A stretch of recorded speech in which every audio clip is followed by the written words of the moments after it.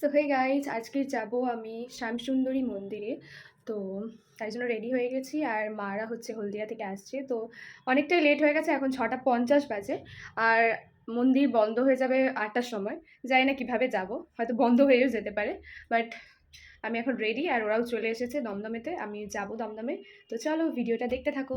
পরে আমি অটো নিয়ে নিলাম দমদমে যাওয়ার জন্য। আর এই যে দমদমে পৌঁছে গেছি, আর মাদের সাথেও দেখা হয়ে গেছে। তারপর আমরা ট্রেনে উঠে গেলাম। আর এই দেখো, এই ক্যামেরার সামনে আসতেই লজ্জা পায় আমার ভাই। তারপর আমরা উবের করলাম আর দেন পৌঁছে গেলাম। দেখো গাইজ, কত ভিড়! এর আগে আমরা এসেছিলাম, বাট এত ভিড় ছিল না। তো তারপর ফাইনালি মন্দিরের বাইরে আর মাকে দর্শন করতে পেলাম। আর ওখান থেকে ভোগ প্রসাদ নিয়ে আমরা বেরিয়ে এসে খেয়ে তো আমরা মন্দির থেকে চলে এসেছি, আর এখন শিয়ালদায় ট্রেন ধরবো। এখান থেকে অনেকটাই হাঁটতে হয়, অনেকটা দূরে নামিয়ে দেয়।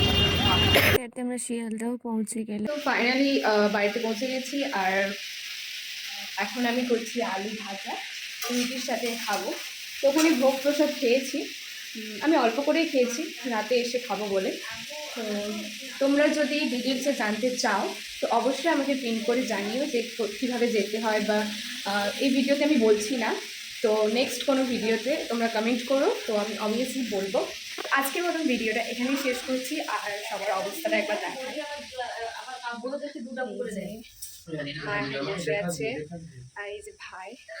তো চলো, আমরা এখন রুমে ফিরেছি। আর আজকের মতন ভিডিওটা এখানে শেষ করছি। টাটা।